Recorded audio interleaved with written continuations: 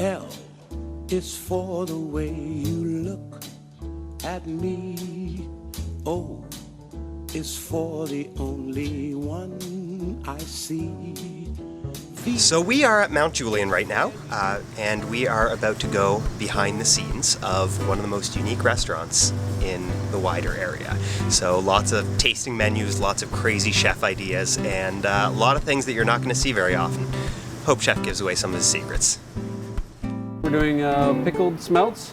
We also have a fried smelt. This one's cornmeal crusted. We have a gluten-free person this evening, so we just pan-fried it instead. This is lovage. It's like celery tops.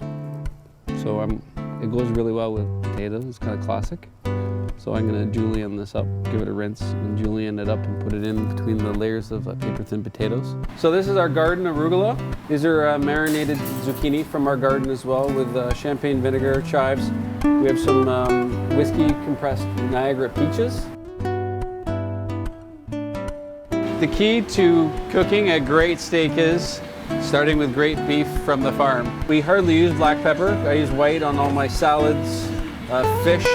We dry age it to give it a stronger, more natural flavor that people aren't really accustomed to. This is a deer tartare. It's fresh Quebec deer, chopped up raw, to pretty much to order. It's got classic ingredients. It's got chives, capers, shallots, salt, pepper, grapeseed oil. It has a little bit of Tabasco and Worcester, and chives. I put a poached quail egg from our farm on it. I don't like using raw eggs that much. We've also grated some cured duck egg over top just for a bit more. And we have some of Dylan's charcoal crostinis. It's some of his vegetable ash sourdough that we made for a crisp. And it has a champagne vinaigrette around it. Got here is a vegetable ash sourdough. My starter is probably about 14, 15 years old now. Essentially, I'm using activated charcoal. My bread is simply my starter, flour, water, and salt. That's it. Very simple. Well, the biggest thing here is a lot of servers who start here are surprised by the fact that on a night like tonight, we've got, I think, 15 people having dinner and we've got 3 staff.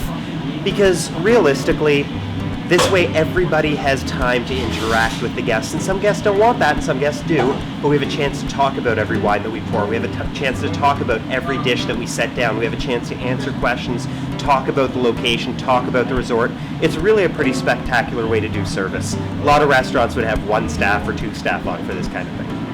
Come on by if you want to try some Ontario fine dining, and it's Ontario only. We do have a couple exceptions, but not very often. So come on by and join us at Mount Julian for a one-of-a-kind tasting menu of Ontario wines and foods.